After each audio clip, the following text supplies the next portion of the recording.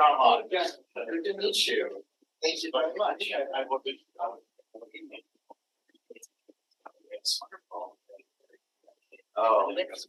He wasn't much there for okay. Yeah, that was a bit busy.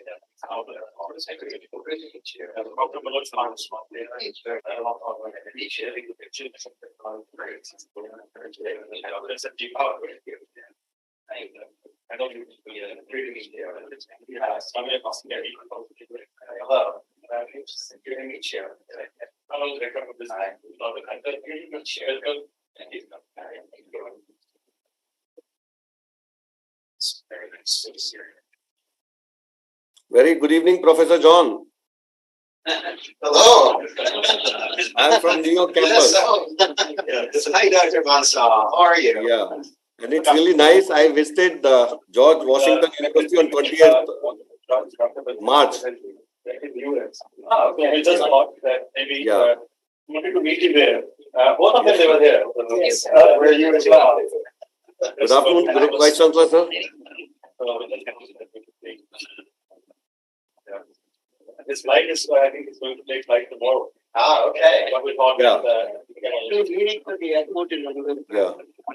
And I understand you met with my colleague Suresh recently. Yeah, I met with Suresh and Anuj and Shivraj. They are all very positive, and they said Dean has to take final call, and they were agreed for all articulation we have discussed with them for 3.5, 2 plus 2. They have agreed, and I'm sure your visit will take, and Group Vice Chancellor sir is always for it that there has to be visit, and we must strengthen our partnership with George Washington. Thank you, Group Vice Chancellor sir, for giving me opportunity to be there at George Washington University and see their infrastructure. So they have world-class infrastructure. I have seen their various labs also, and we find a lot of opportunities are there to collaborate and work together with them, sir. So I'm sure we'll get a lot of opportunities to talk and discuss, but I take this opportunity today. Good afternoon, everyone. I take this opportunity today to welcome Professor John Lach, Dean of Engineering, George Washington University. We welcome you, sir, on behalf of our respected founder president, Dr. Ashok K. Chauhan, our honorable chancellors, and our group vice chancellor, Professor Dr. Gurinder Singh, and all the senior dignitaries of the Amity family today. So before we begin this day, on this auspicious day, I would request all the dignitaries to please step forward for the lighting of the lamp. Normally, we pray to God, right? So I think that let's do that.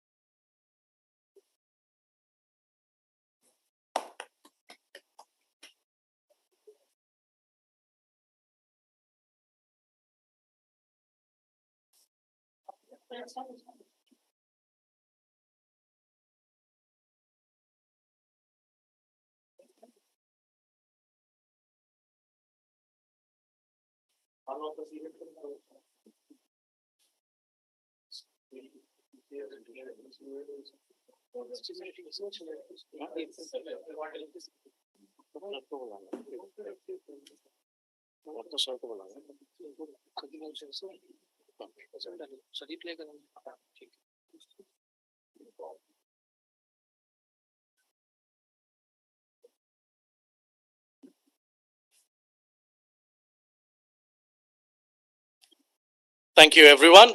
With the lighting of the lamp, we begin the session this day today on a very auspicious day of Good Friday. Without further ado, I would request our Group Vice Chancellor, Professor Dr. Gurinder Singh sir, to deliver the welcome address and presentation on Amity Education Group with special emphasis on Amity's US presence and current partnership. He has spearheaded many international initiatives at Amity University. Our founder president has given us a mandate to bring the world to Amity and take Amity to the world. And Dr. Singh has been spearheading this initiative. He is my mentor, great orator, and we call him the champion of the hearts of the students. Over to you, sir.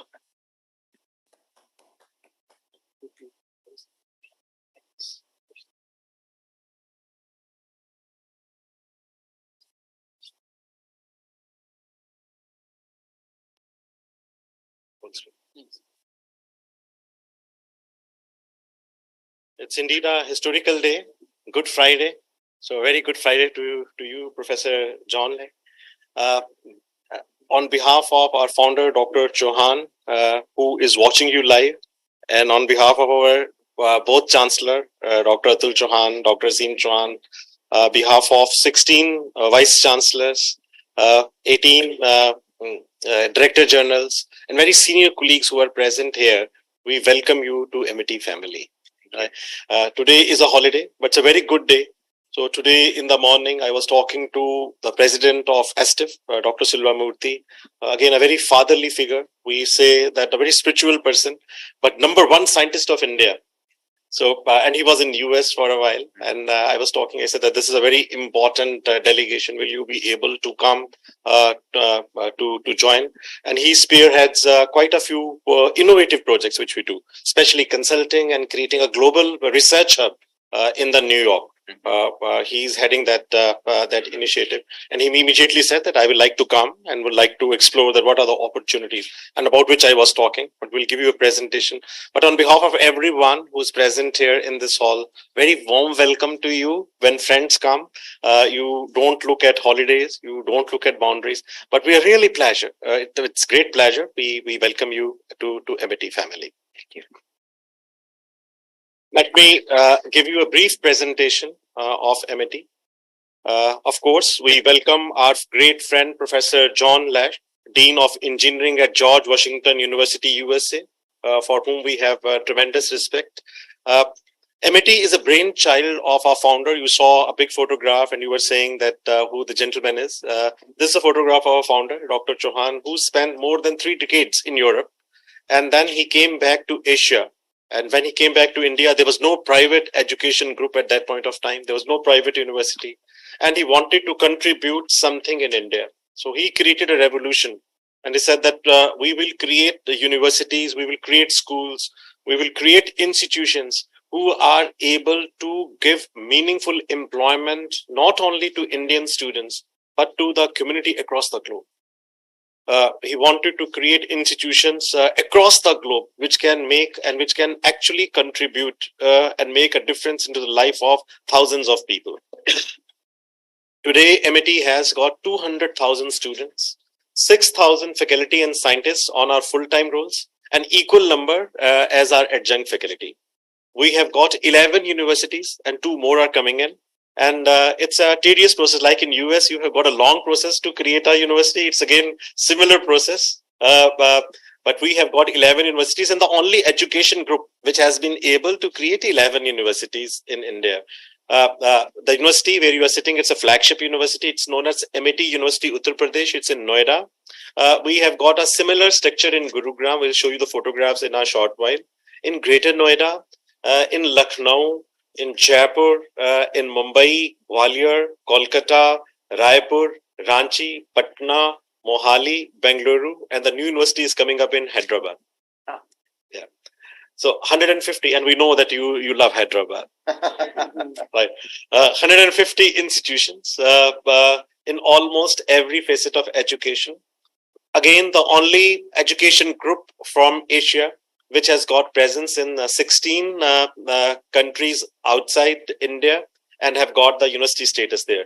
We are the only one from Asia which has got the university status in UK.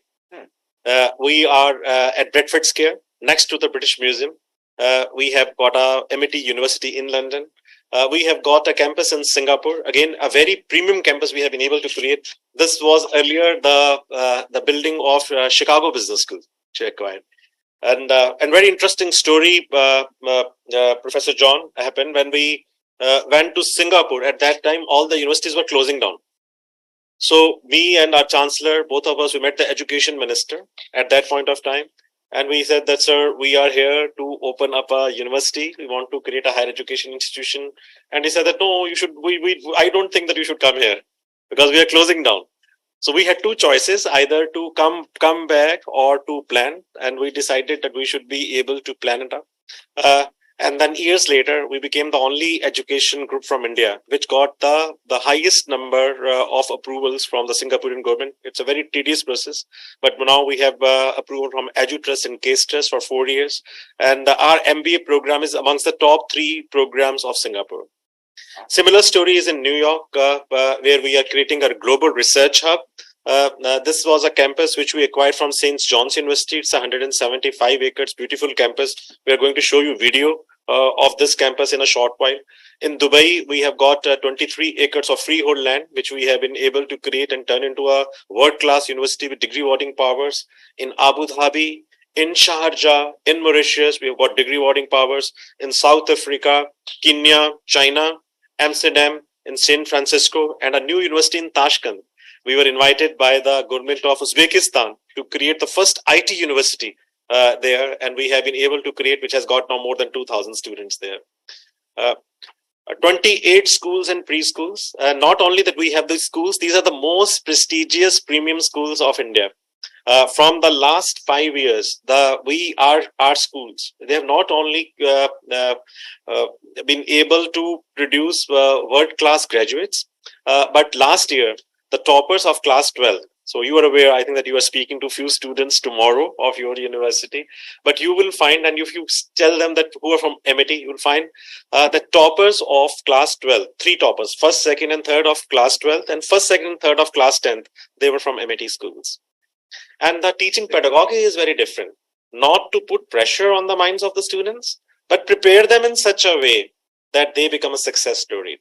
The chairperson of the schools, who also happens to be the wife of Dr. Chauhan, Dr. Amita Chauhan, she is a scholar in Sanskrit. Sanskrit is a language, mother language of all the languages of the world. And here the day starts with a prayer. We want our kids to become scientists. We want them to become very successful. We want them to become judges. We want them to become the ministers. We want them to become the international players. But at the same time, we also want that they should respect human relations. So that is what we have been able to concentrate and have been able to focus on. So schools, they not only create excellent professionals, but they have been able to create excellent human beings. Dr. Silvamurthy, who's sitting next to you, if you speak to him, you will find number one scientist. For the first time when we interacted, Dr. Chauhan told me that there's a scientist who is a nuclear scientist who has worked with the president of India. So I was thinking that with whom I'm going to speak. But when I spoke to him, you will find that there's a human touch. He believes in yoga. He believes in spiritualism. And whatever we do, we commercialize technology, but we want to work with the community. So you will find that whatever technologies, more than 400 technologies and companies we have been able to create, but every technology is for the community. Diversity is something which this university is focusing on. Students from 45 countries, right? And from all the states of India. That is what we are trying to do. And equal participation. Like, for example, you will find that I am from a different religion, but given so much respect. Dr. Silvamurthy from South India, given so much respect. Dr. Pandey from the other part of the country. You will find similarly Dr. Khattar, who is from the armed forces, but have joined here and done a PhD. So diversity is very important in this university. We want different kind of people. Admiral Bhatnagar, who has worked for long in USA, part of the international affairs as a deputy director general.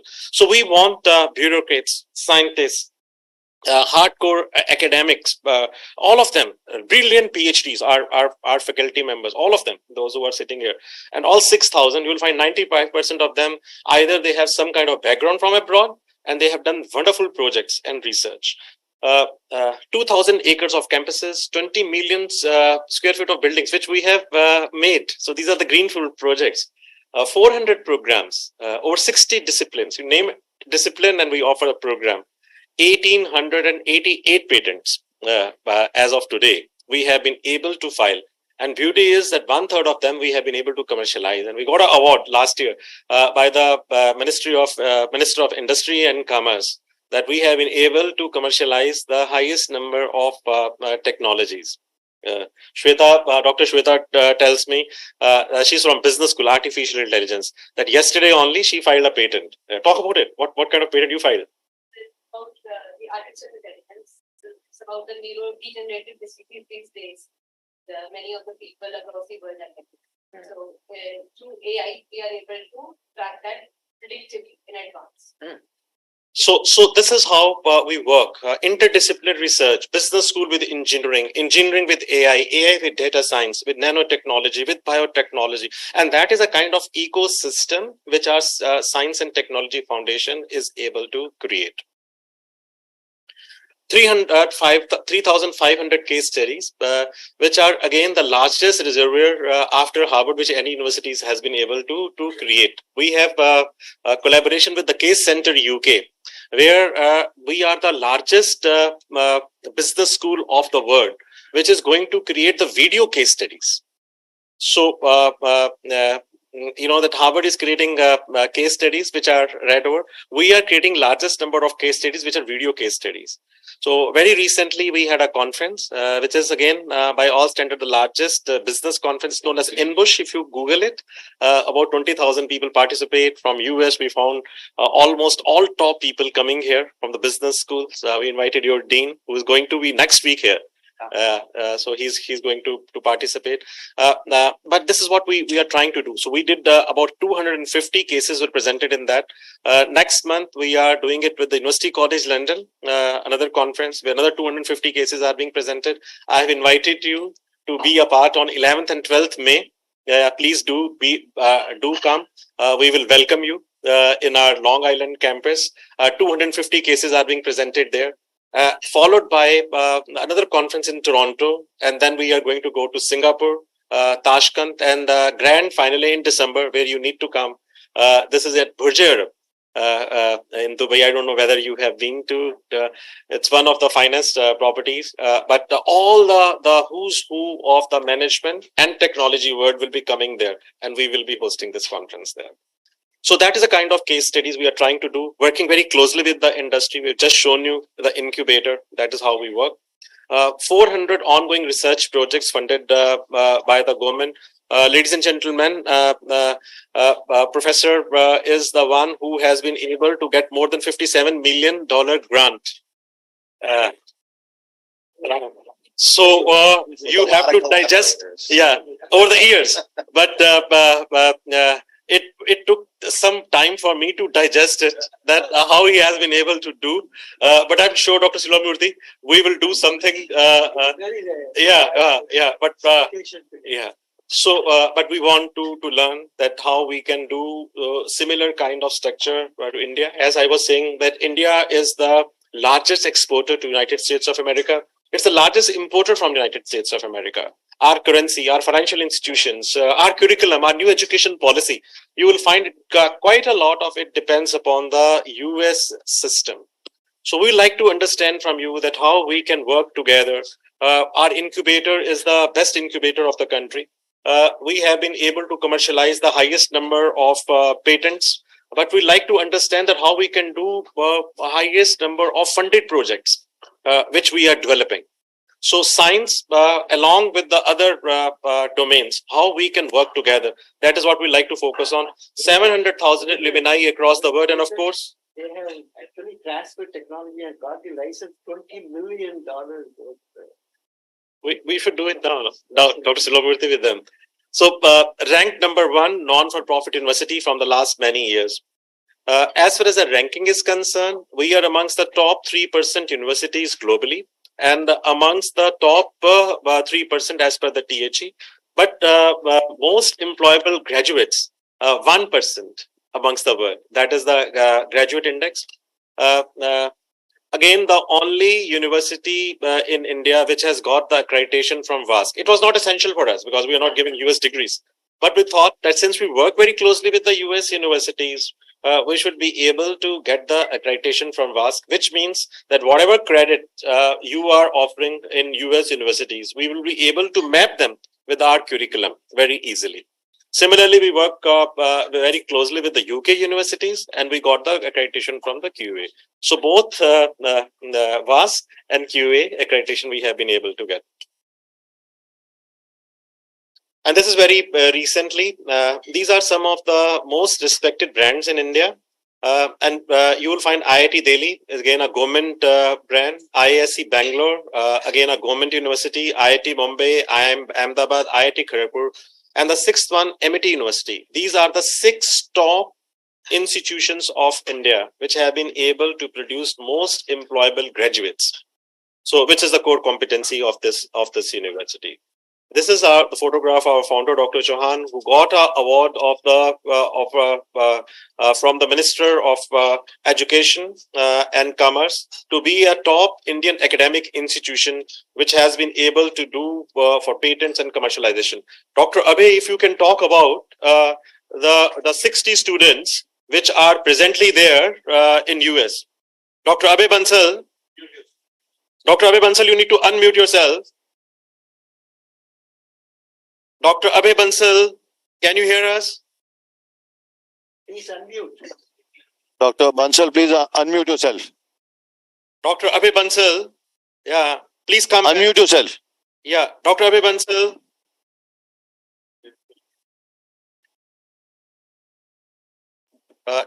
Dr. Abhay Bansal, yeah, we are waiting for you. If you can just talk about 60 students who are there right now in the Long Island campus, and just a brief about the New York campus. Thank you. Thank you, Group Vice Chancellor, sir, for giving me an opportunity. And it's really nice to have Professor John, Dean Engineering, on our campus.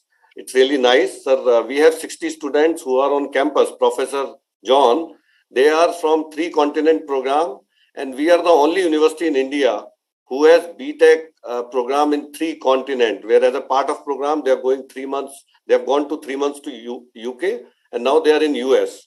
So they are on our campus, and our Group Vice Chancellor will be showing full video about 170-acre campus, which is in New York City.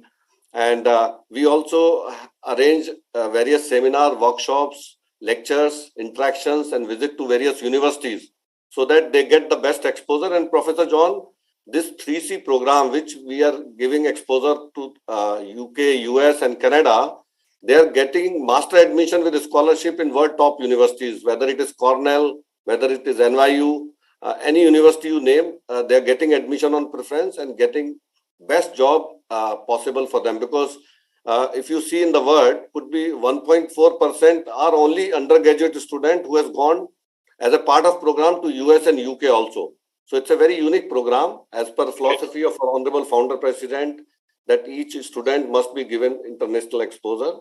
And I have got picture on my back also. You could see these are all 60 students on our campus.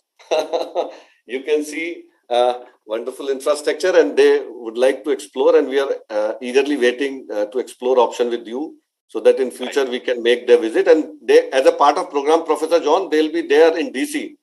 They'll be staying one day in DC and exploring Washington, DC, as Group Vice Chancellor sir has already finalized a plan where they have to be in DC as a part of their cultural exposure. So thank you, Group Vice Chancellor, sir, and we look forward to see. Yeah, thank you.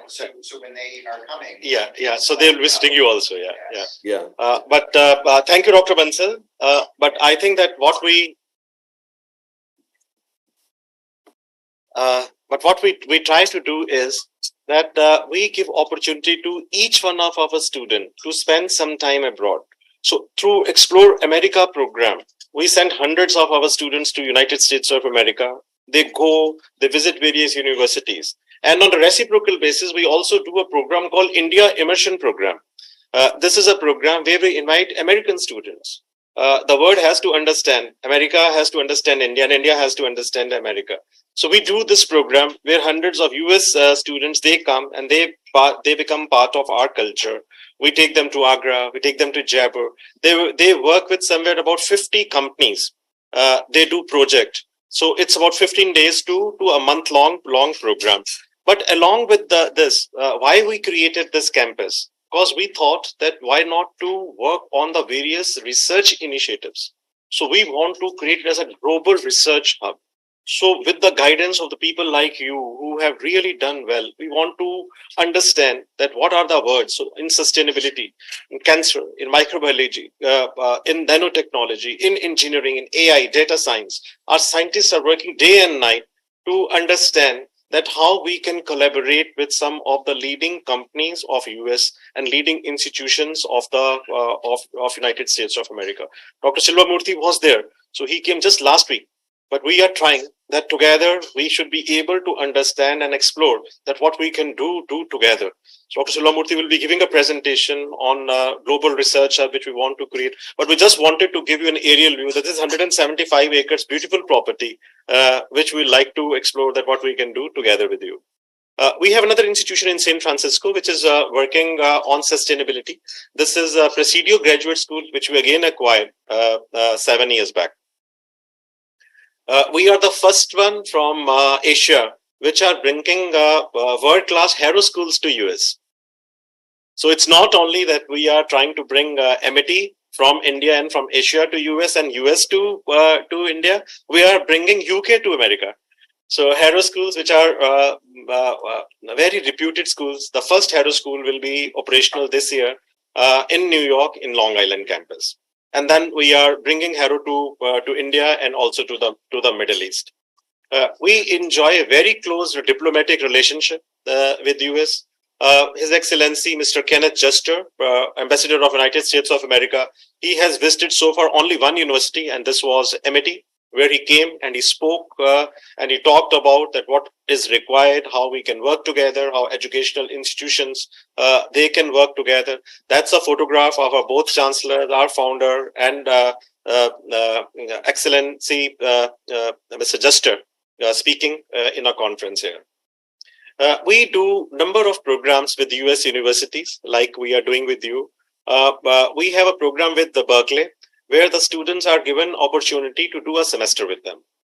So this is a tuning program, and that's a photograph of a few of our students who became the part of the Berkeley, UC Berkeley, where they went and they did a program. Similarly, we do a program with Babson in entrepreneurship. So again, it's a tuning program where the students do and they become a part of the Babson Build program, right? And we want to build similar kind of program with your university where our students can go and can work. We are in touch with your business school. So your dean of the business school is coming next week, with whom we are going to speak upon that how we are going to integrate technology, especially AI, and that's the reason that I have invited two of our experts who are technology experts, but are working in the business school, that how we can create those programs. But we work quite a few. Wisconsin, we work with, we did few programs with Harvard, short duration programs. But these are the discussion points to give you an overview that what we have done with your university and what we are planning and what we are proposing. We had previously few visits of your faculty, but first institutional visit was on 26th September 2022. When Miss Elizabeth, who's your assistant director, recruitment and admission, visited visited our campus, and I think that your colleague Miss Brittany was coordinating. I know that she's in Goa today, but she was the one who was who coordinated it. And when they came, we spoke. We looked at number of areas. We had a letter of intent, which we are going to present you in a short while. And we zeroed down on management and on engineering programs. So when Dr. Silvamurthy was going to US and Dr. Abhay was supporting him, we said that why don't you go to the university and speak? But then we came to know that you are here. So we thought that when you will come, then we will have and we will conclude the discussions. But in business, we have discussed 2.5 years student will be doing here. And then they can do 1.5 years in your university and can get a straightway master's program. So this has already been discussed, broadly agreed on, and we need to see that how it works out. We will discuss separately that what are the implications, how we have to do it. We have also discussed on 2+2. The 2 years the students will be doing with the business school here, and then 2 years they are going to do with you to get their bachelor's. And we will integrate technology into it. especially data analytics, artificial intelligence, and also green technology management. So these are the three specializations where we want to work on, where the concentration of the Indian government is. Similarly, in engineering, we have Dr. Manoj Pandey. We have got very senior colleagues, 4 HODs who are here. If I request if you can introduce yourself. I'm Dr. Manoj Pandey, and I'm head of the director of the MIT School of Engineering and Technology. And we are having 7 departments, broad departments in engineering, namely the computer science and engineering, information technology, electrical and electronics engineering,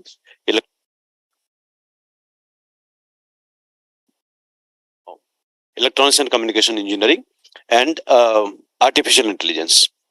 And along with that, we are offering many specializations also.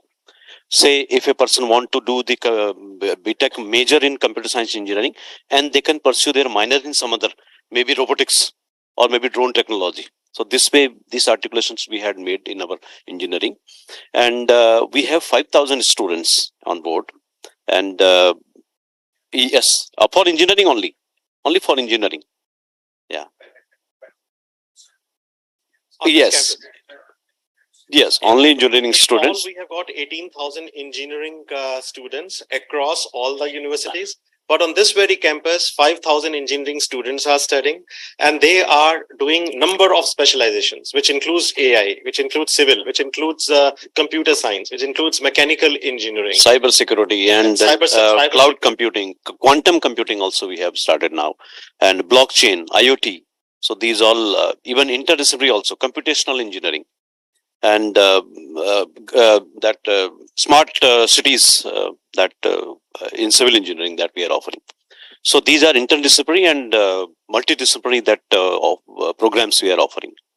Right. Thank you. Thank you. Yeah. Good evening. I am Dr. Sanjeev Thakur. I'm the head of Department of Computer Science and Engineering. So we have around 3,000 plus students in our computer science branch, and around 75 faculty members, excluding first year faculty. So we have lot of undergraduate as well as postgraduate programs. So as mentioned by Dr. Pandey, we have honor specialization courses in various domains like AI, ML. Then we have in cloud computing, then augmented and virtual reality. So these kinds of programs we do have. We do have minor specializations in this, as well as mentioned by Dr. Gurinder Singh sir, we do have a tie-up with the various international universities like University of Florida, Queensland University, Australia. So where our students go for 2+2 program, or with the University of Florida, they complete masters along with their UG programs, 3.5 years here and remaining for the intention is that all students who are, whether they are from engineering or from other stream, they get a foreign exposure. So all the 200,000 students, entire group, they get an option to do a part of the program abroad. So we have got a program, articulation, where the students can do 2 years, they can do 1 year. We have tuning programs, they can go for a semester. We've got study abroad program, where the students can go for 5 weeks long. We have got internship abroad program. Then we offer them scholarships. Then there are advanced research programs. But what is unique is that you will find, very humbly telling you, but he is one scientist who has been able to do a lot of work in creating apps. So you saw that, and is working with us from last many years. Thank you, Dr. Sanjeev. Yeah. I think that very briefly, we can, each one of our distinguished HOD can introduce. Yeah, it's fine. It's okay. I think it's being recorded. Good evening, sir. I am Dr. Natasha. I'm from Department of Information Technology. So I'm also the Deputy Director at MIT School of Engineering and Technology. And as Dr. Pandey have told you that we are running so many programs. In information technology, we are specifically running bachelor's, that is undergraduate, as well as master's postgraduate program in information technology. We recently have also started with interdisciplinary program like BTech in computer science and business systems. So wherein students are getting an opportunity to learn computer science as well as they are getting to know about business. So another interdisciplinary program that we started is computer science and social sciences. So that's an undergraduate program. Yeah, and our students are into academics. That means they are into developing apps, and they do a lot of industry internships. At the same time, we have introduced courses like independent study and research, wherein undergraduate students do a lot of research. So they come out with a lot of outcomes in the form of publications and patents through those kind of courses. That's all. Thank you. Great. Yeah, good evening, sir. I'm Dr. Priyanka Singh from Department of Civil Engineering. I just want to add whatever sir is saying. I'm basically from civil engineering. Even though civil engineering is far away from the AI, then also we are working in the field of application of AI in the civil engineering. Some of the work that I have done, in that I have used the blockchain technology in civil engineering. And recently I got one government funded project, and this project I did it internationally in the University Technology Petronas, that is in Malaysia. And it was how we can use the waste material for the production of green and sustainable materials, and that too with the application of AI. So this is what we are targeting, and hopefully we will achieve it. Thank you, sir, and welcome once again. Thank you, sir. An interdisciplinary approach is so important that we have got business school. We have got Dr. Khattar. If you can talk about that, how you are working closely with the engineering school, especially in the new technology areas. Sir, very good evening and a hearty welcome to you, sir, to India, and to Amity especially. I'm Dr. Khattar and I represent the Amity International Business School, sir. So besides offering the classical business programs in international business, I'll take you back, sir, 6 years when it was sir's vision. He says, let's sync the business with the new age technologies. So actually, so all of us were quite dazed that where is new age and where is business and all. So now I would like to say, sir, those initial batches are right in the market and they have been so very well taken by the market, sir. So now we are running courses like international business and AI, both at UG level and at the PG level. And these, like I said, these courses have been very well taken in the market, sir. And we have seen a very steady growth, especially in the numbers of students who are taking admission into it, sir. And like sir said, so we are closely working with our members and students from the engineering department, and soon we are this year we will be launching the special course on the green technologies, sir. So that's all. Thank you. I think business school has done some wonderful work in launching programs for the first time in India, which were the hybrid programs in the area of AI, data science, machine learning, and we started it 7 years back. When people were thinking about it, and the graduates who have been able to come out of these programs, 80% of them, they have gone to US. So that is why I told that this is very important program, and all those who are concentrating mainly in technology and management or in international business, majority of them, they have got an interest. So they do either they go for PhD or they do programs or they're working for the consulting companies in US and creating good work. So both of them, they are the technology experts, and then we have got a Yeah, thank you. I'm Dr. Rakesh Kumar on behalf of our head of department, Professor Basant Singh Sekarwar. So we are having UG programs in mechanical engineering, in petroleum engineering, in mechatronics, in automobile engineering, as well as the PG programs in digital manufacturing, in computational engineering that involve the disciplinary kind of things. In addition, we are offering PhD programs as well with numerous number of students. And basically, in addition, in our department is involved with the Amity IIT Synergy Networks. In India, we have around 23 IITs. And, as per the vision of our founders, sir, we have the good brains in IITs or in the AMT. So we are coming together and we have numerous number of MOUs with IITs. The one is with IIT Guwahati, and we have joint projects with IIT Delhi, IIT Mumbai, and we have the joint project with recently we get a project from CHESS DRDO Hyderabad just to manage the thermal high heat generation for that is low cost device to be produced, right? So we do have a lot of facilities. Even I would like to mention that we have more than 1,000 research publication in joint with the IITs only within India. Right, so we have a great connection with all the IITs, and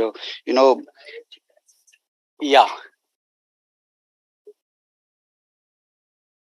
So idea is, Professor John, that One is academics, and the other is synergy of brains. So the founder of this university wants that there should be synergy of brains. So one is synergy between the scientists which are outside India, where Dr. Silva Murthy is playing a very important role. We had spent, I think, months in interviewing some of the very senior scientists across the globe, whom we can invite to be a part of our culture. We have got Nobel Laureate series, I was explaining to you, where Nobel laureates, they spend some time at the campus and they become inspiration to the students. But at the same time, we also want to see that there's a talent in India. So if the talent is somewhere in the remotest of the areas or in IITs, in the government system, then let's try to bring those on also. So industry, academics, people from outside, working very closely with the government and also working with some of the premier institutions. We have Dr. Garima, who has been working very closely with the department, and I think that will very quickly we will introduce everyone. But she is the one who is driving international initiatives, and Mr. Kanish, who was there at the airport to pick you up, Ms. Himani, who works very closely with the structure. And of course, our right hand Admiral Bhatnagar, who you have already been introduced, and two stalwarts who are there, Dr. Silva Murthy and Dr. Singh. Both of them, they are the secretary level people. So you know that along with academics, we always wanted that we should have blessings of the people who really matter in the science and technology, and in the education system and in the strategic system of the country. So we would request you if you can introduce yourself also.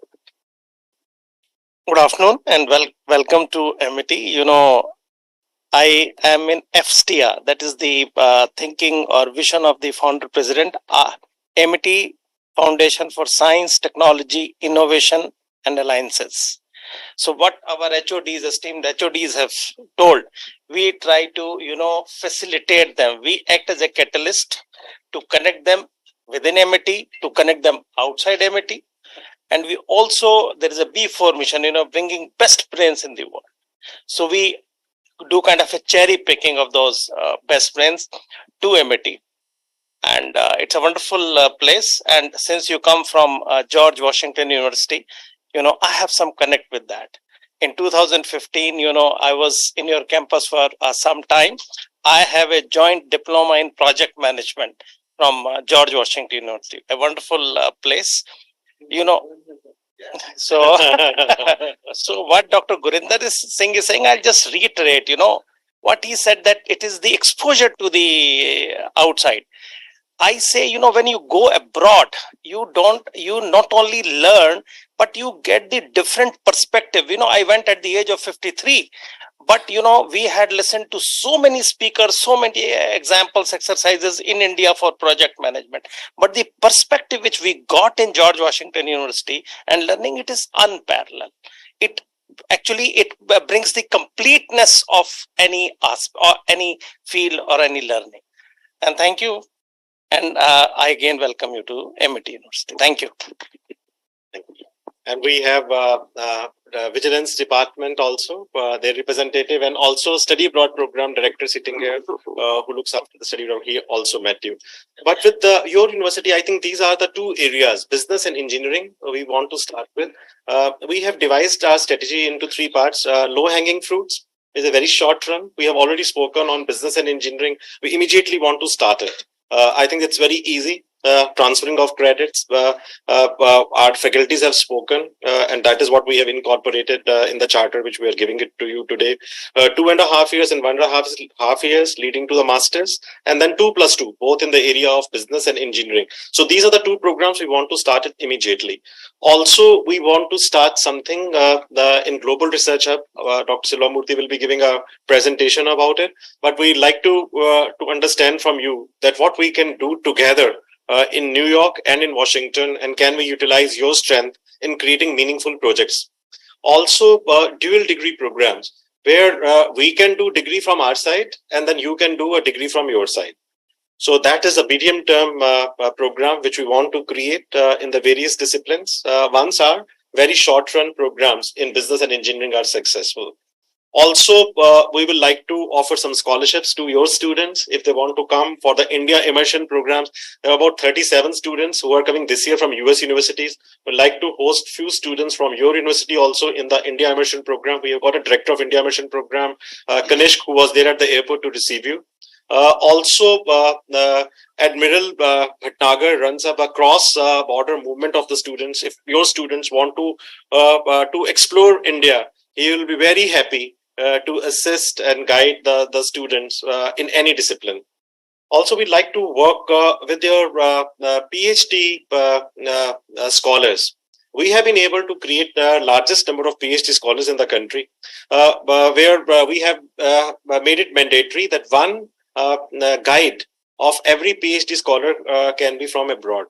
So we'll send you the list of the titles, and depending on that, whether your faculty is interested, we can allocate few guides from your university also to our students. More importantly, for the study abroad program, I think that most of the US universities, they are working on J1 visas. So we like to explore that, can we develop study abroad program with your university? In any case, the students who are there, they are going to Washington, they will be spending a day, they'll be coming, they'll be exploring. Because I think that one thing which we need to emphasize is that if they want to really understand US culture or the culture of the university, they have to see that university. So most of the US universities have that kind of culture that they invite people that you can visit them. So through Explore America program or through Study Abroad program, we want that students should spend 5 weeks in US.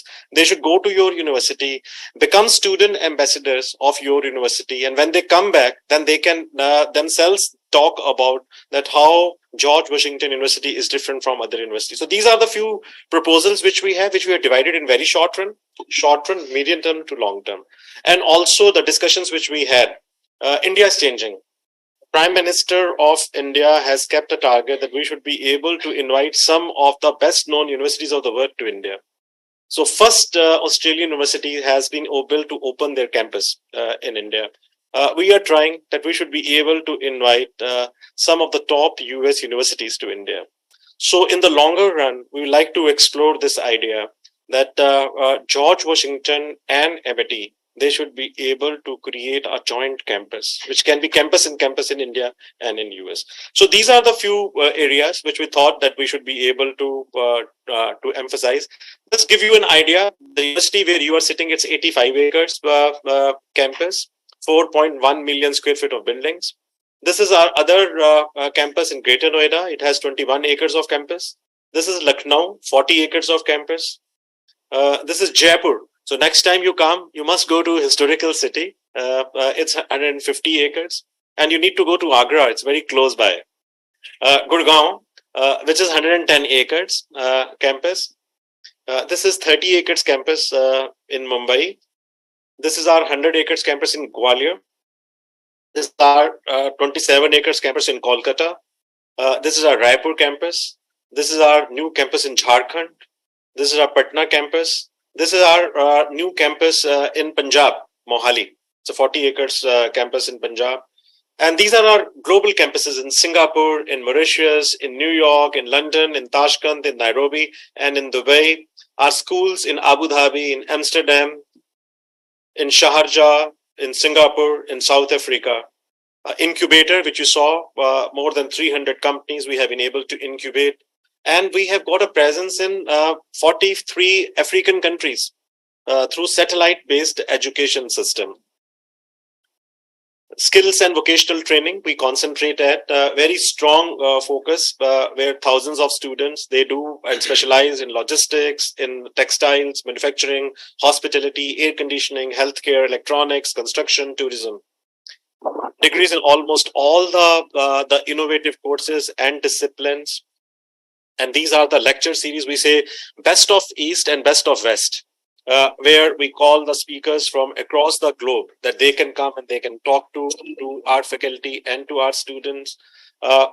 This is, you can see some of the names from US, your colleagues, Renu Khator, Chancellor of Houston University, Professor Jagdish from Emory, You can see Professor Sham Sundar from Yale talking to us, from MIT Professor Ravidhar from Yale talking to the students, from MIT, from Wharton.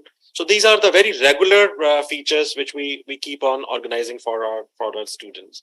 We do a lot of projects for nation building. We are the largest partner to Government of India. To all the public sectors, we are consultants. We'd like to explore with you that what we can do together also for the Government of India. We say that there is no university has no meaning if they are not able to contribute to the humanity. So whatever we do, the founder of this university lives for the community. So which you will find in the philosophy of every faculty here. So whatever, whether it's technology, it's management, law, journalism, communication, we try that we should be able to help community. So through the MET Humanity Foundation, we have created 2,000 scholarships where we adopt young kids, very, very young. And then we see that till their PhD, we are able to fund them. And it's an absolute pleasure and real meaning of life when you see them graduating from the schools or from the universities, going to foreign universities, becoming judges, becoming CEOs. It's experience. And 1,000 boys. So 3,000 boys and girls every year, we do that. And this is the future, 35 universities in every state and union territory of India. And then our global campuses, today we have in USA, Australia, UK, Canada, Mauritius, Singapore, Dubai, China, Taiwan, Romania, Uzbekistan, South Africa, Kenya, France. This year we have added Netherlands. But our ambition is that we should have very meaningful partnerships where we can open campuses, where we can have strategic relationship like we are exploring with you. We can, without investing in infrastructure, we can invite university to come here and then we can go there. So this is a small journey, what MET is all about. And this is our Long Island campus. I'll show you. This will give you an idea where we want to create a global research.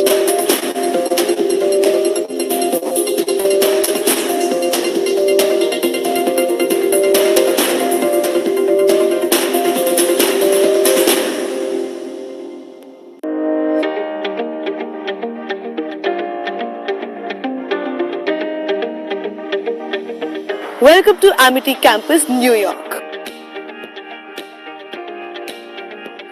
Amity Campus is situated in Oakdale, Long Island. This train station connects Oakdale with Manhattan and it's just a 15-minute walk from the Amity campus. Let's walk to the campus.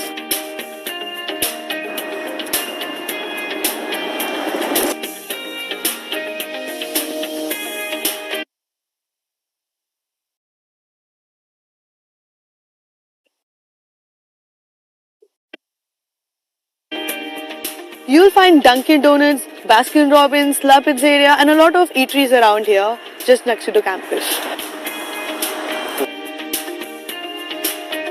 This is a beautiful 170-acre campus.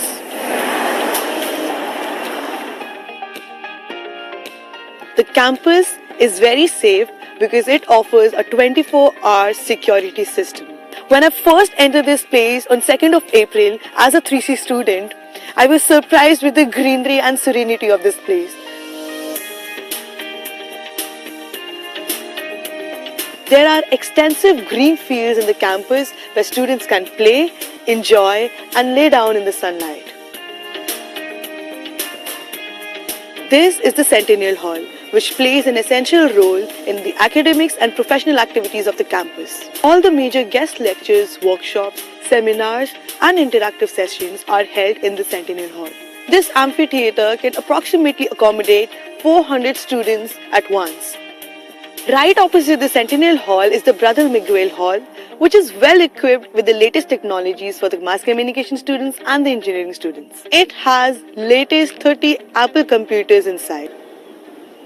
Moving on, right next to the Miguel Hall is an impressive structure of St. Joseph Hall. This is the boys' accommodation. The accommodation offers basic amenities like common hall, television, washing machine, microwave, room heaters, clean services, and linens, and so on. The boys' accommodation St. Joseph has a breathtaking view of the lake. Students often spend their evenings playing basketball in the basketball area, gymming in the gym area, or playing cricket in the extensive green fields. The best part is that the campus has its own private beach. It's good and peaceful here. We have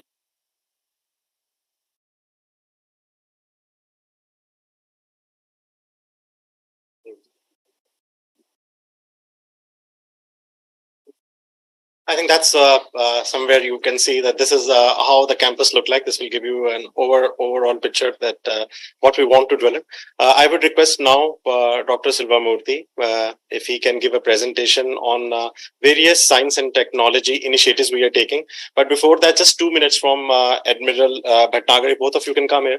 So Admiral Bhatnagar, just 2 minutes for the initiatives which you are taking under the cross-border entity. Over to you, Professor. Yeah, good evening. So I am looking after the Amity Cross-Border Education Program, which is in essence focused on actual cooperation. Cooperation has to be two ways.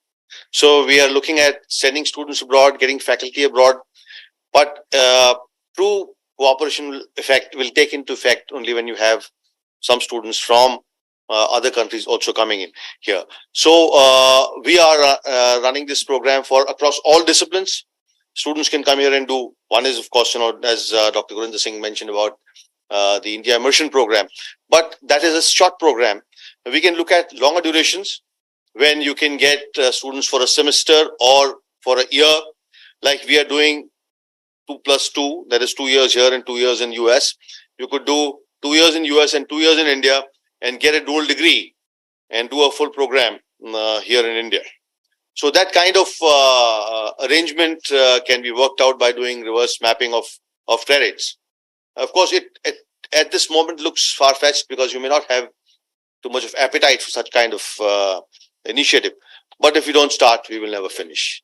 And this is the vision of our Honorable Prime Minister and also our Honorable Founder President to make to do internationalization at home, and in Hindi we say make India Vishwa Guru. That means make it into a education hub. So the mandate is to provide global education, world-class education to all students, Indian or foreign. As Dr. Gurinder Singh said, we already have about 47 countries represented on campus here and other campuses in India, but we would like to have more. Thank you.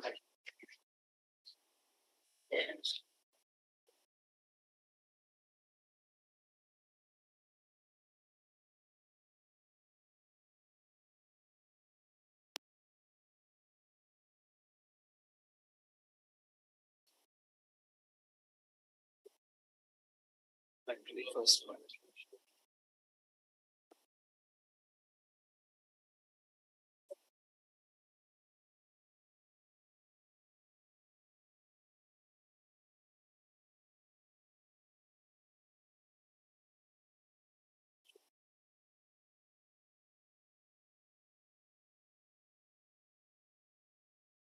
Thank you, Professor Gurinder, for this wonderful exposition of Amity Group, to our honored guest, Dr. John Lach.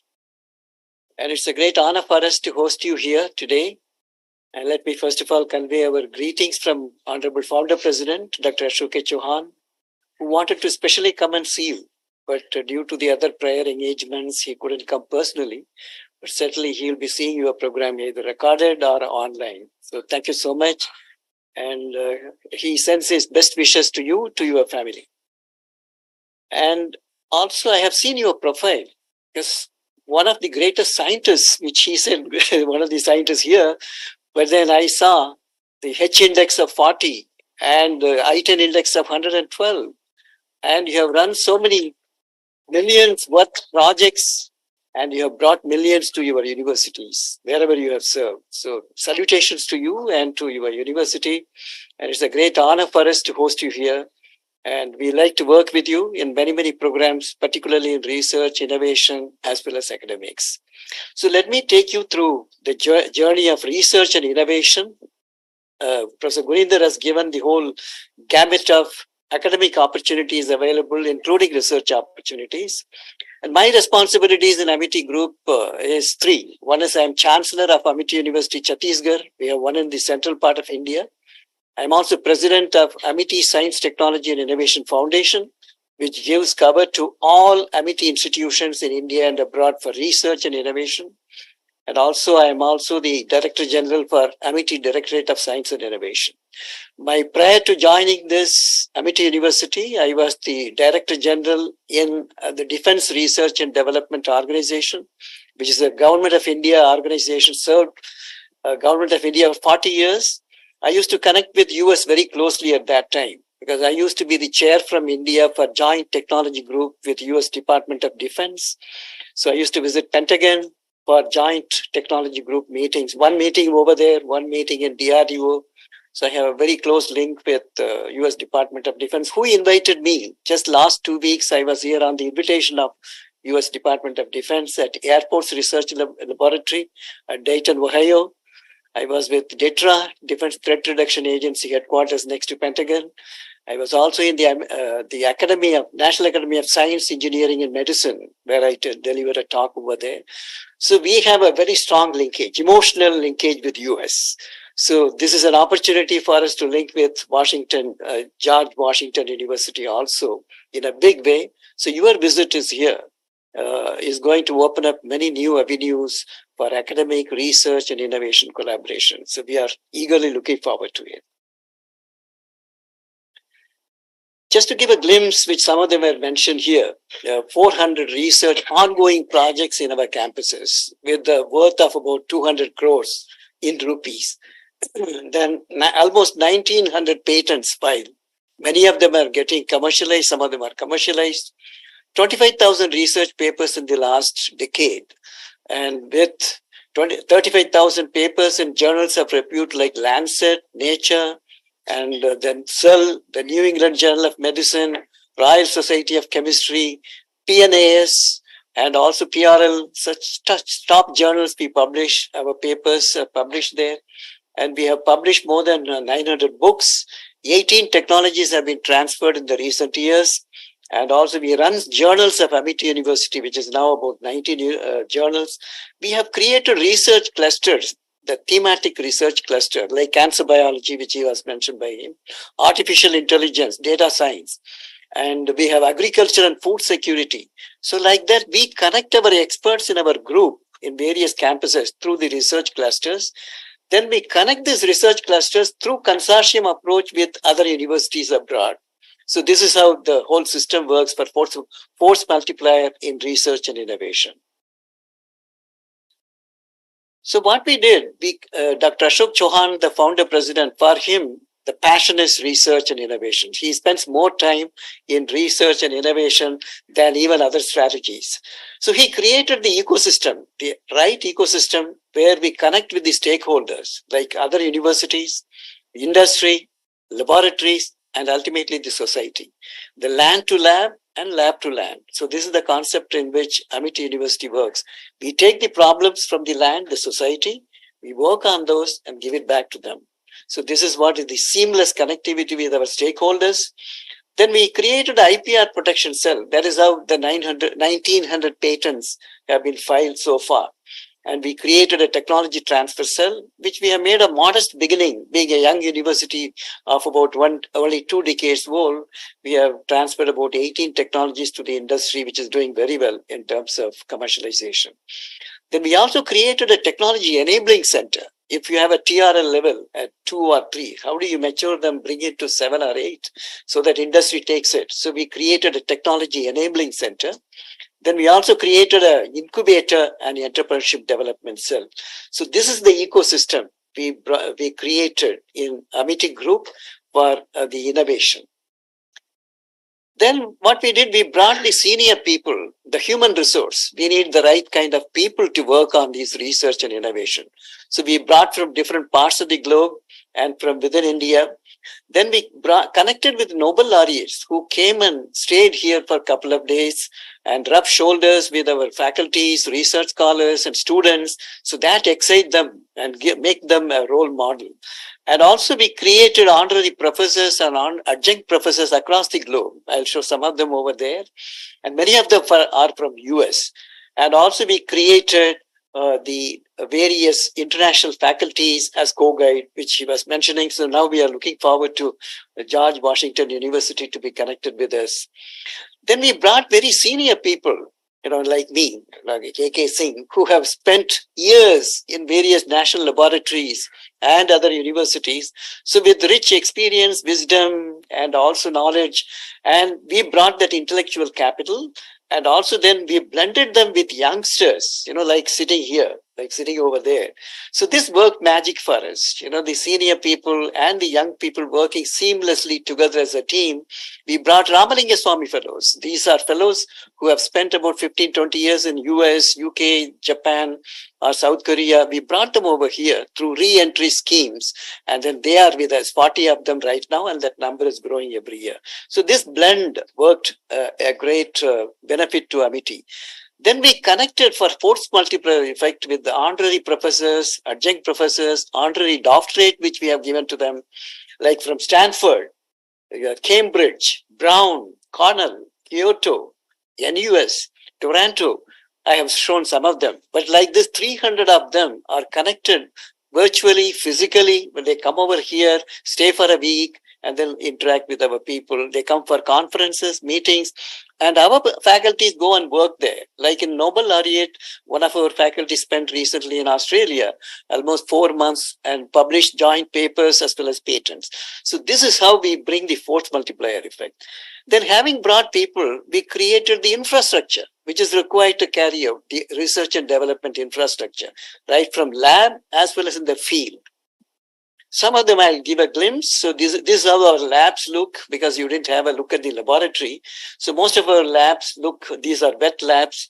And then you will see those latest equipments like fax machine for cell studies. And you have the atomic absorption spectrophotometer, the scanning electron microscope, and also the hardening for the agriculture studies over here. Then US Department of Defense funded a project to us, Defense Threat Reduction Agency. This is what the project I reviewed when I went there just 2 weeks ago. And this is for nuclear security. This was funded by DETRA, and our partners are A&M University, Texas A&M University, and also Oak Ridge National Laboratory. So these are the two laboratories. And now in the meeting which I had with DETRA headquarters with John Becker and others, that we are going to expand this to CBRN security, chemical, biological, radiological, nuclear security, including biosecurity, which your university is also doing a lot of work in biosecurity. I looked at that. And then we created also the Technology Enabling Center. Then we created the incubator. We have a very strong incubator. You just had a look at that from inside. 400, 500 people can incubate physically, in person, in that facility which we have created. And we have incubated more than about 500 companies. 90 of them are doing very well as startups. And with a huge investment flowing into that startups, I hope that some of them will become a unicorn sometime soon. And then about 6,000 employments have been generated by these incubator efforts. And also the founder president, Dr. Chauhan, has set a target. In next 10 years, we should have 1,000 companies, 15 to 20% equity. That is the goal which he has set, and we are working towards that. Then these are some of the incubators who are doing very well, and I have just put some of them who are success stories. And then founder president created missions, because the whole system to be driven by mission. Then the new energy comes in. So he created Mission Impossible. How do you augment research, the outcome by tenfold in terms of number of projects, patents, publications? So this is one mission. The mission connect, mission synergy is to link with people like you, George Washington, and also other DETRA and so on. So mission connect, that brings mission synergy. And ultimately, we look for a sustainable outcome. Having brought you here and then spending so much time, there must be a fruitful outcome for you, for your university, and for us.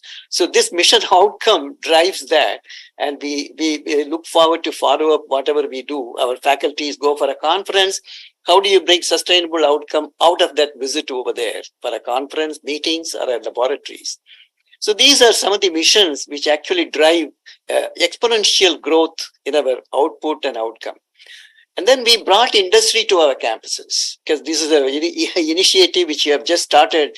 And we have the Amity Institute of Technology has got Tata Technologies who have put 30,000 square feet, their aerospace as well as the automobile engineering facilities over here, including robotic manufacturing. So instead of only connecting with industry, we want to co-locate the industry in our campuses, in all our campuses, including US, the Long Island campus. So that's the mission. And these are other universities, other industry who have linked with Amity University so far. Then we created MOUs, both national and international. We have almost about 400 MOUs, and of which almost about 102 national and 200 international MOUs we have. Government departments like Indian Council of Agriculture Research, Indian Council of Medical Research, Council of Scientific and Industrial Research, Defense Research and Development Organization, and also the hospitals, so IITs consortium. So we have connectivity with many of these 3 MOUs, and which are active. Most of them are active.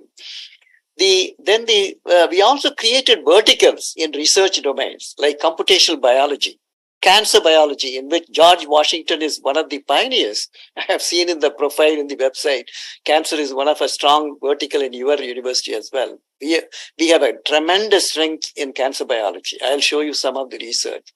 Translational research, we have put a center, Amity Center for Translational Research, because we have put a philosophy that whatever we do should culminate in either of the two. Either it should lead to solving a problem of the society, or it should lead to an innovation which will create wealth to the nation, wealth to Amity, and also wealth to the innovator or the people who have actually invented that.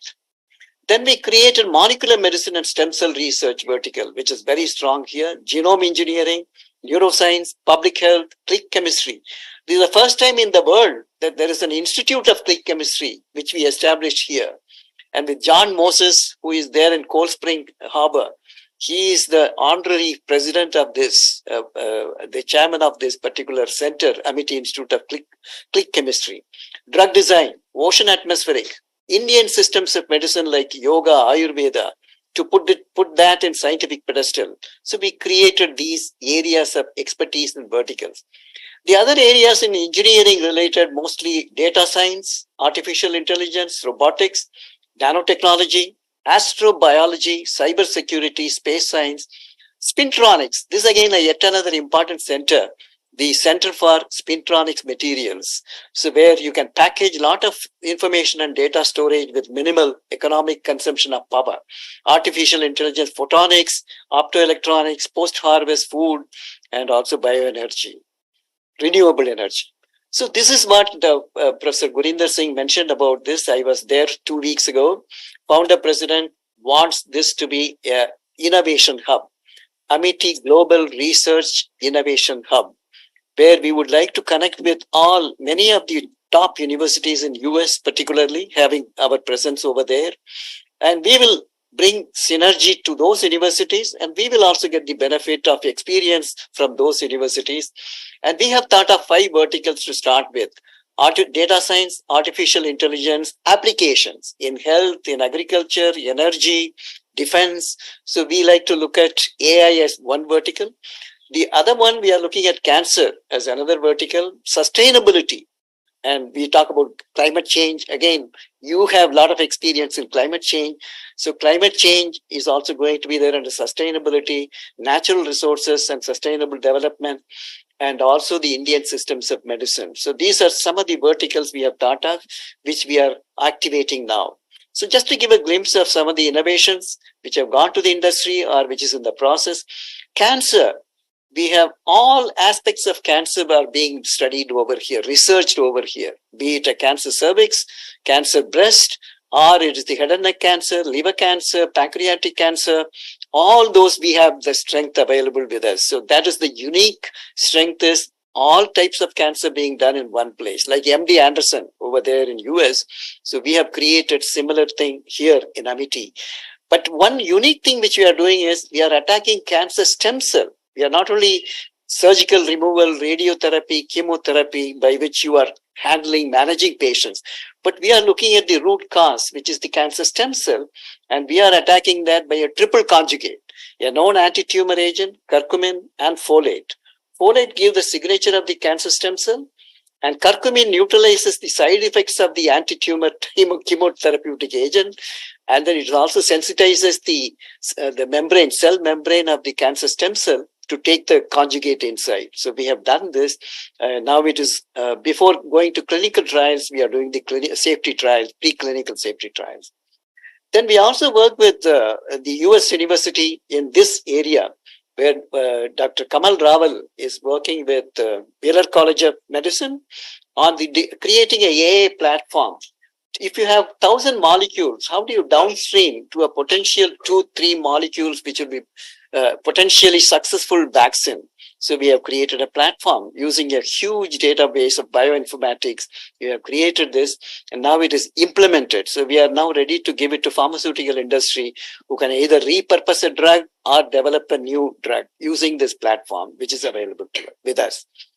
Then we are also having L-DOPA, which is natural, because synthetic molecule is known, but we have created from a natural source. The first thing in this slide I want to emphasize, we have reported, Amity has reported type 3 diabetes, because we know type 1, type 2, but Amity reported type 3, which includes the cerebral symptoms like Alzheimer, dementia, and also the giddiness. All this will be there if the diabetes is not controlled. And then it also has sporadic, the oscillations in terms of the glucose maintenance, then that person will land in this syndrome, including cerebral syndrome. So this is a very important area. Then we also have found simple frugal solutions, frugal innovations. If you look at water is a major problem in the country, and also the potable water available in villages. They drink well water, hand pump water, or from water for any water bodies. So how do you purify that? We have put a simple solution.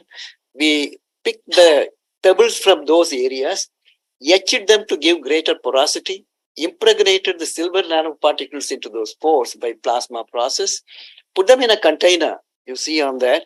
So just keep dipping that in the water which you want to drink. Just keep dipping it like a tea sachet which you use to make tea. Within 2 minutes of retention time there, the microbial contamination gets neutralized. So now the water is ready to drink. So we are taking care of waterborne diseases by such frugal solutions, frugal innovations.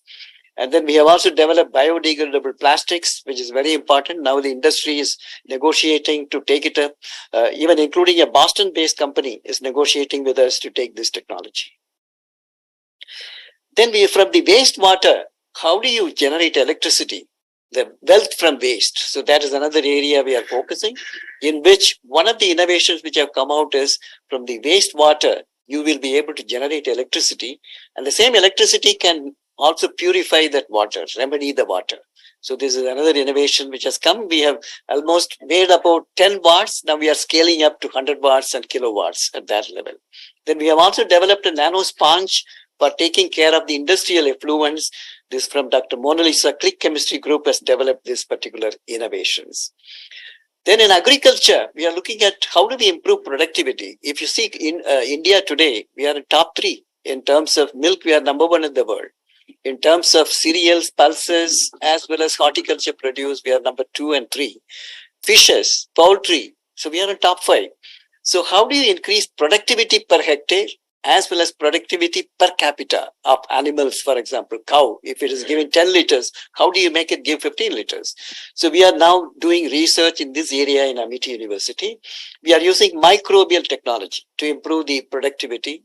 We have found a microbe, which is a root endophyte, which is known as Piriforma spora indica, which gives protection against the abiotic stress, like low water availability, salinity of the soil, alkalinity of the soil, high temperature, low temperature. So we have found that microbe. We have put a bioreactor, amplified them. 5 industries have taken this technology, including one in Taiwan, which is Sainan Corporation has taken this technology.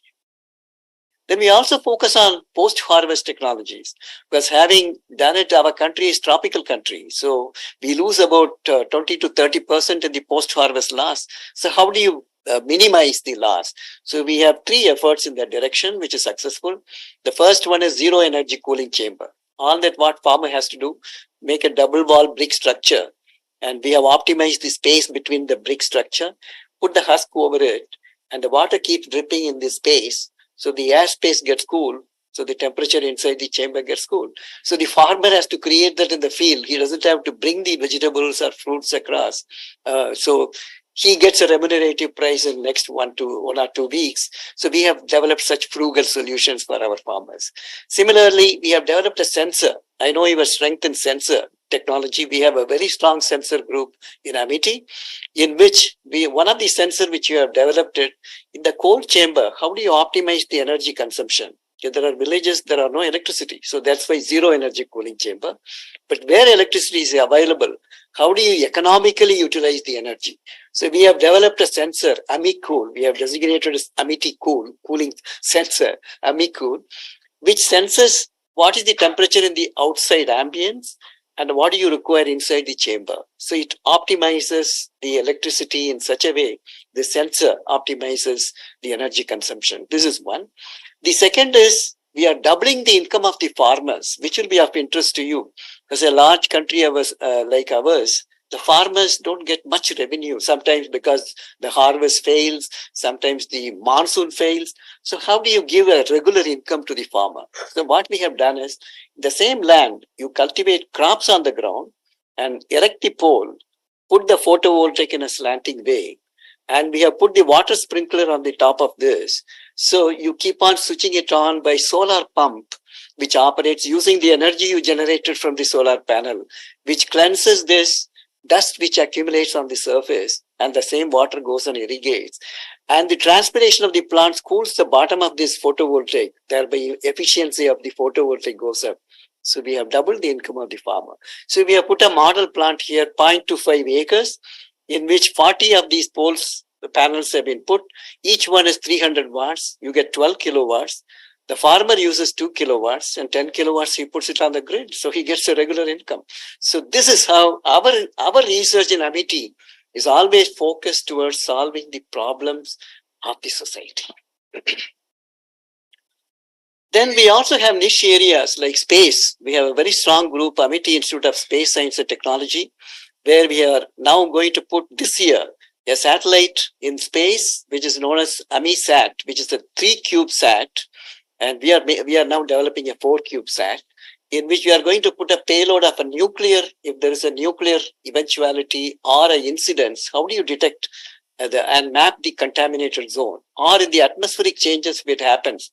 So we are going to put these payloads. One is atmospheric monitoring. The second is the sensor for detecting the radioactivity, including the space activities. Then we have put a ground station in Dubai, Amity Dubai, which is one of the best. Please do visit when you are in Dubai or United Arab Emirates. This is the best university over there. And we have created a ground station. From the existing satellite, you can get data transmission over there, and we do the analysis of these data. Then we also created in Amity University, Chhattisgarh, a ground station where we are studying the ionospheric and stratospheric changes if it happens. How does the transmission of data from satellite to the ground station will be affected? We are studying it. This facility is established by ISRO, Indian Space Research Organization, in Amity University, Chhattisgarh. So such studies also we carry out. Then we have started a very important initiative, Amity Institute of Defense Technology, having so many defense scientists, defense personnel here, like whom you can see here. And we started a separate Institute of Defense Technology, in which we run program like MTech Defense Technology, more than 100 students in the inaugural batch. They are now going to complete in July. and we'll be moving out to the jobs and industries, defense industries, because we want to achieve a reliable, considerable amount of self-reliance in defense technology. So we have then we run BTech, MTech defense technology and PhD in defense technology. Then Amity Space Science and Technology is also looking at the remote sensing satellite AI-based image analysis. So this is another area I'll just now run through. And this is a project which we are doing for defense research. How do you identify, spot a person, antisocial element in a crowd or a mob by using physiological parameters like occluded vision and also the skeletal configuration, gestures and postures, and also gait. Using these 4 variables, you will be able to detect precisely this is the individual from the images. So like that AI-based, lot of research being done, like maritime security, we do some research. And also these are some space research. I am glad to inform you, the first biological payload into space from India is going from Amity. We are putting a callus of a plant as well as a bacteria from Amity University, Maharashtra, Mumbai. That this is going in this year in PSLV launch. We are going to put this before we put the humans. The biological payload from India is from Amity. And we have also established Amity Center for Chemical, Biological, Radiological, Nuclear Mitigation, CBR and mitigation. That is in Amity University, Madhya Pradesh, where we do detection, protection, decontamination, medical management. So these are the research being done in that area. Then these are projects in pipeline, just to indicate some of the areas which we are looking at. Drone autopilot, low-cost drone detection system for surveillance, so that you can utilize them. And also we have RF over fiber communication, helmet mounted comfortable and conformal antennas. And these are some new areas, and including radar absorbing materials for KU band. So these are some initiatives which is happening in Amity now. And then we also have a very important initiative in Antarctica. We have our Amity has presence in Antarctica. Now, finally, our faculty, some of them, they get a lot of recognition. Out of the Stanford survey, which was conducted and reported in the last couple of years, there are more than about 24 Amity faculties in that list from India. Out of 1,500 from India, 24 are from Amity. And this number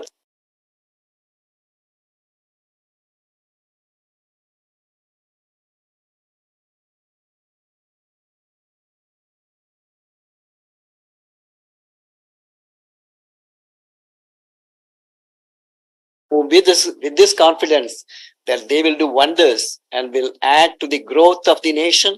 And this will help making India not only a knowledge superpower, but also a general superpower. Unquote, Dr. Ashok Chauhan, the founder president.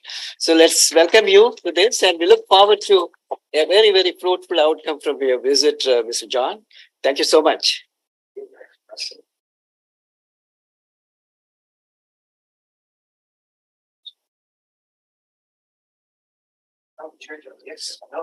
Thank you, sir, for that wonderful overview of the research projects and the activities that are being done. And yes, at the very core of our philosophy is frugal research which benefits the masses. It is my privilege to now request Professor John Lach, Dean of Engineering, George Washington University. But before I call upon you, sir, let me just quickly go through your brief profile. Dr. Lach joined School of Engineering and Applied Sciences from the University of Virginia, where he served most recently as the Director of Cross-Cutting Initiatives at the university's School of Engineering and Applied Sciences, and as a Professor of Electrical and Computer Engineering in the Charles N. Brown Department of Electrical and Computer Engineering. Throughout his career, Dr. Lach has worked extensively with the departments, schools, and initiatives to foster cross-disciplinary collaboration that supports strategic priorities. As a researcher, he focuses on wireless technologies in health. His primary research interests are cyber physical systems, embedded sensor systems, smart and connected health, and body sensor networks. He has been the principal investigator or co-principal investigator on more than 35 grants, which is totaling to a magical figure of $57 million in research funding. Dr. Lach received his Bachelor's of Science degree from Stanford University and his Master's of Science and PhD degrees in Electrical Engineering from UCLA. Over to you, sir.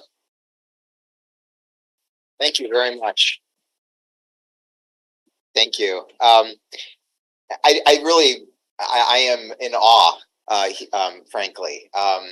I have been so impressed during over these last couple of hours of getting to know Amity and hearing about the incredible progress. I mean, for such a young university to have accomplished so much is incredibly impressive. So the George Washington University is over 200 years old, but I think we have a lot to learn from you in terms of really getting exciting programs going and creating opportunities for faculty and for students. So congratulations to all of you on the tremendous success that you've had here at Amity. It's really, really impressive, and it's been a great honor to be with you here today. I also want to acknowledge as well, I know it's a holiday, and for having all of you here today, and for me to have the opportunity to meet with you, I'm deeply grateful. And I want to extend the invitation to all of you to come and visit the George Washington University in Washington, D.C. when you're able. It'd be an honor to have you there. I just want to reflect back some things that I've been hearing over the past couple of hours, especially in the presentations here in this room, in terms of what is really striking to me about Amity, and also what I see as the collaborative opportunities between our universities, because I think that there are a lot of synergies in terms of our identities as universities, our mission, what we're really focused on. And so that gives me a lot of enthusiasm about a potential for a strong partnership between our universities. So some of the words that really jumped out at me, one was sort of along the theme of holistic interdisciplinary approaches to solving the really, really big challenges that we face as a global community. So I think that most universities are still really struggling with that. I mean, universities are traditionally so siloed with the different disciplines. To get to see all of you working together across those disciplines is really encouraging, because these really big challenges that we're facing as a world around things like sustainability and healthcare and the role of AI in our world and smart cities and all these things, it requires an interdisciplinary approach. Absolutely. And so I'm so pleased to see that here. I can tell you that is a great emphasis at the George Washington University as well. And in fact, this tour that we're taking around India over these couple of weeks, the engineering school is doing it with the School of Business, in large part because our schools really do work together a lot, and that's true across all the different schools and colleges at the George Washington University. And I can tell you too, those grants I had and the $57 million that you mentioned, those were all collaborations, almost all interdisciplinary collaborations. So those 57 million were not all mine. They were very much a partnership with researchers across many different disciplines. And so I'm a big believer in holistic interdisciplinary approaches to solving problems. I loved too that you talked about how, I think the phrase that you used is that you're not just educating world-class scientists, you're educating world-class human beings. And I think that is so important and such a core value of the George Washington University as well. And so I think that, as we grow the partnership and we have our students get to know each other, I think that's something that they're really going to connect on, is that they want to be innovative. They want to learn their all the core science and engineering and business, etc. But they want to do that in a way that has a positive impact on the world. So I loved hearing that through so many of the different projects and programs that you talked about. And then global. So that's clearly been part of the mission of Amity. And it's really impressive how not only do you have students coming from other countries here, but then the outreach that you've done across the whole world is really impressive. I do hope to come and visit the campus in New York on Long Island. And again, I think this is very synergistic with the George Washington University. Being in Washington, D.C., just a few steps from the White House, we are very much a global institution, and students and faculty come from all over the world. But now we're really trying to do more of sending our people out across the world as well. In fact, I was sharing with Dr. Singh earlier that one of the main reasons why I came to the George Washington University a few years ago was to build global partnerships. Little pandemic, a pandemic got in the way of that and has slowed things down. But that's part of why I'm so excited to be in India these couple of weeks and to be with you here today, is because this is why I became a dean, is to build these kinds of partnerships and create opportunities for our faculty and students. Then the emphasis on innovation, tech transfer, and impact. This is really, really critical. And again, this is another one of those things that so many of universities don't do particularly well, right? There's the classic idea of the ivory tower, right? Where the professors will just sort of work on things, publish a paper, and then be done with it. To see the work that you all are doing to get those ideas out there in the world through your innovation center that was a great tour that we had over there. The way that you're supporting students and their entrepreneurship is exciting as well, and that's something that we really put an emphasis on at GW as well. In fact, we're in the process of creating an innovation district right in Washington, D.C. that is a partnership between GW, the D.C. government, and then the industry in the area. So we're very excited about that. So those are some things that really jumped out at me over these last couple of hours, and especially through these recent presentations, and then just hearing from each of you about the things that you're working on and that you're excited about. So as I shared with Dr. Singh when I first arrived, my goal today was to really learn about Amity and the kinds of things that you do and the partnerships that you're interested in. And so this is giving me a lot to think about, and I will take this back to George Washington. So I arrive back in DC on Monday night, and then Tuesday afternoon, I have a meeting with my provost, that's my boss. And so I'm going to put together a report with all of this and talk to him about some of these ideas, some of the educational programs that we discussed, and certainly some of the research collaborations and getting our faculty connected with each other. And so, so again, thank you so much, especially on a holiday, for you hosting me here today. I really am deeply grateful, and I'm excited and very enthusiastic about the partnership that we can grow together. So thank you very much.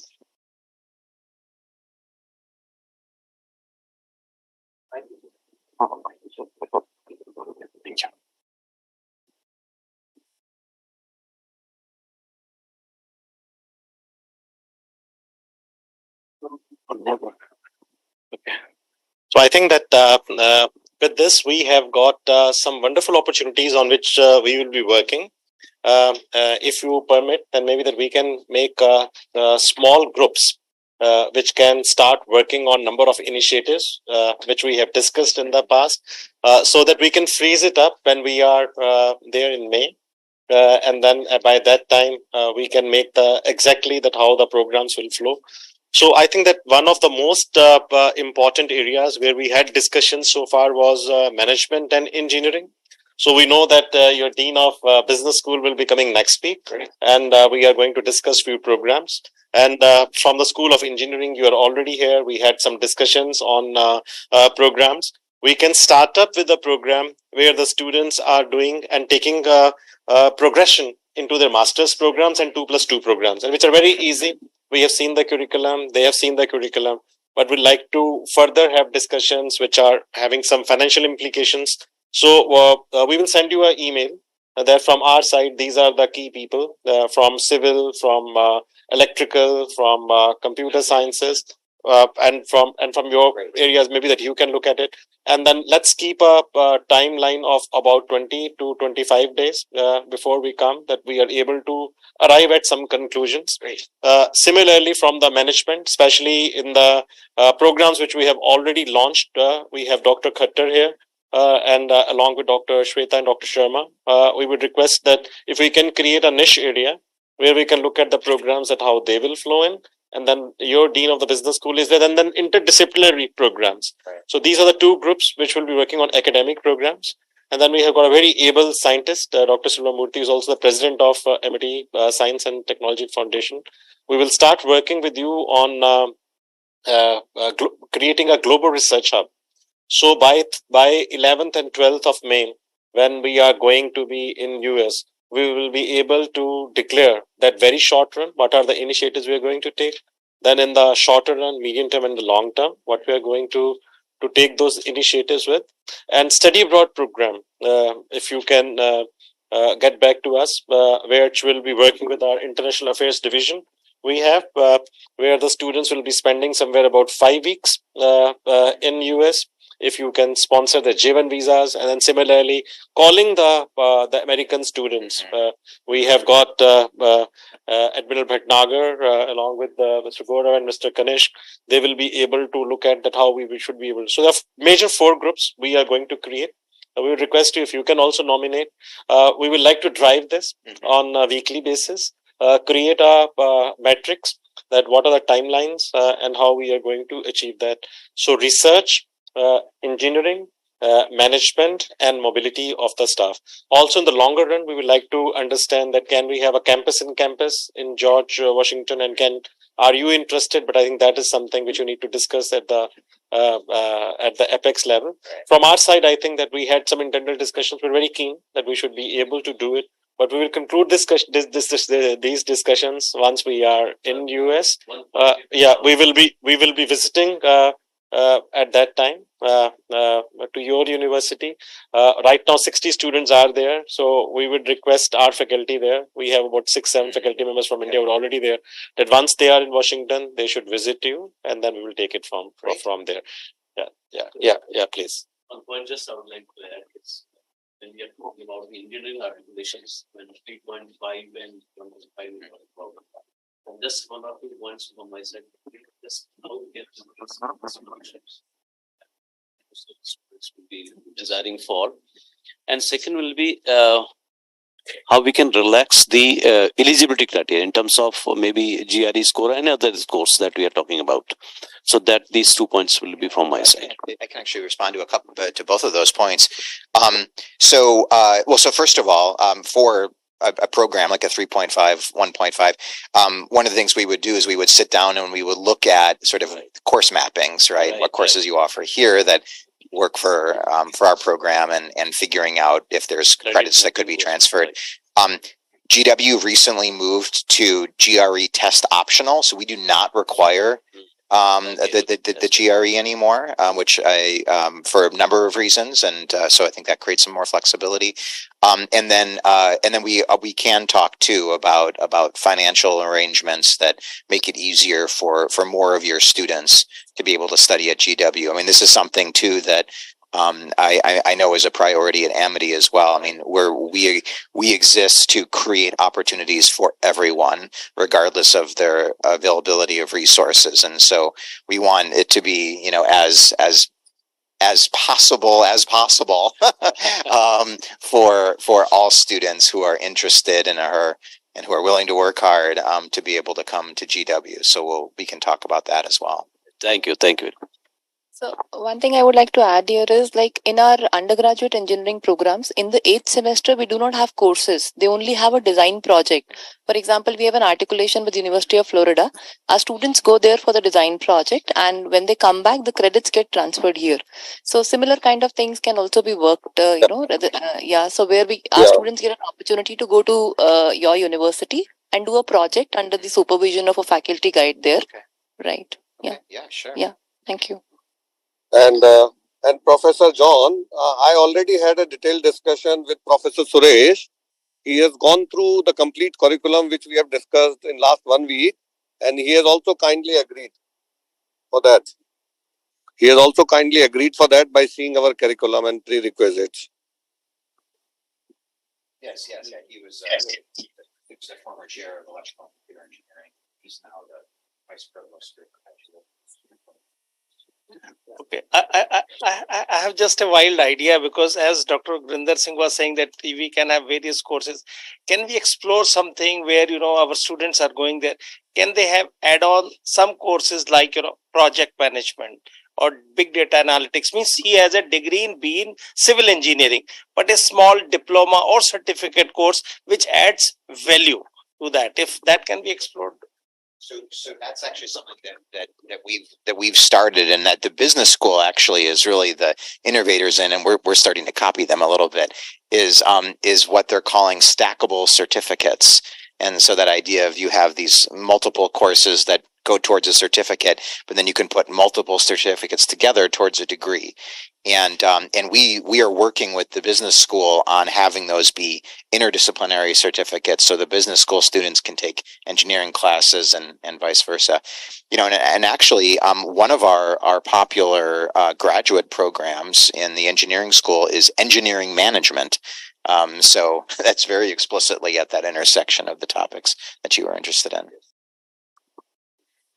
I want to make two remarks. The first thing is, you have come at an opportune time when the gross enrollment ratio of our students in our country is growing, and that many of them are coming to Amit universities. And it's from 28%, we are going to make it 50%. So there's a lot of the students looking for higher education. So that's a great opportunity.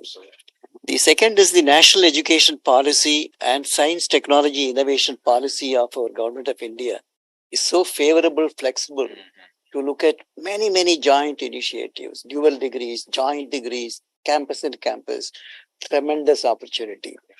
The third is that our industries are very vibrant now.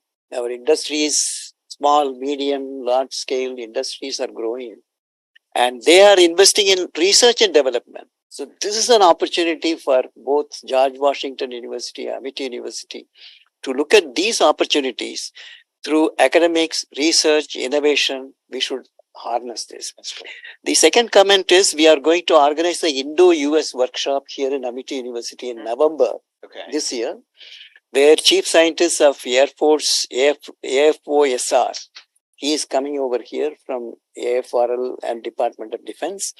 And there will be many scientists from various universities in US coming to Amity University for this joint workshop. We will also bring not only Amity Group, but also IITs, central universities, top universities in this conference. We invite you to come over here in that conference block. We will tell you the date, some information, and many scientists from George Washington can also attend this. Welcome once again. Thank you. Appreciate that. So I think that we look forward to have your presence to start with in May in New York campus and visiting there. And these 4 or 5 areas we will start working on. We have prepared a small document which you can take back. And then we will have further discussions, right, so that we can crystallize it. We already have a letter of intent with you, but then we want now that for every arrangement, we should have a MOU along with the financial implications. We should have the clear agreements, and let's start working from this year onwards. I agree with you too. I mean, having goals and shared expectations is so important. Absolutely. Yeah, absolutely. We have a small memento on behalf of MIT family. We'd like to offer this to you.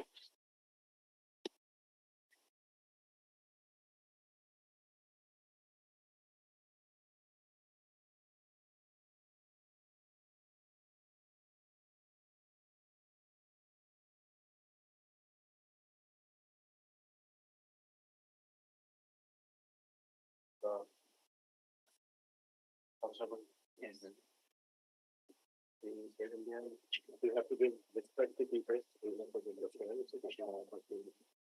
Maybe you will find a good in Windows. Thank you very much.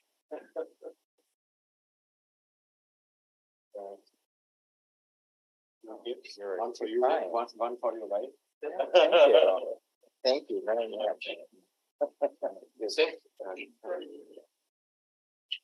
Thank you very much. Oh, that's good. Okay, wonderful. Well, thank you so much. You are very generous. We put this in the bag. Okay, so great. that Thank you. Small token of our expression of our love and affection for you. Well, thank you very much. Great honor to have you with us. Well, and again, it's an honor that so many of you spent a holiday here with me this afternoon. So thank you again very much. So I have very small tokens because we were traveling here, but please, and I didn't know that there were going to be so many of you here, so I don't think I brought enough. But please do share these around with anyone. I'll read it. I'll come to you. Yeah, there you go. See, at the GW with the Indian flag. So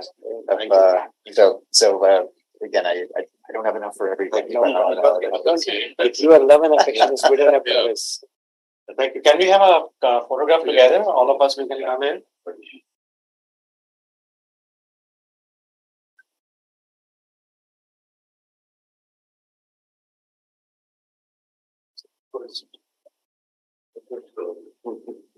Harish, come here.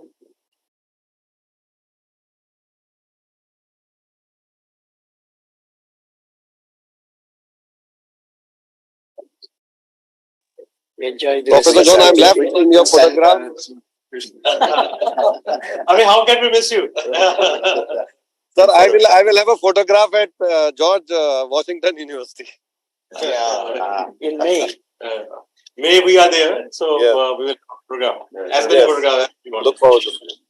and please send me some of these pictures as well, so I can post them.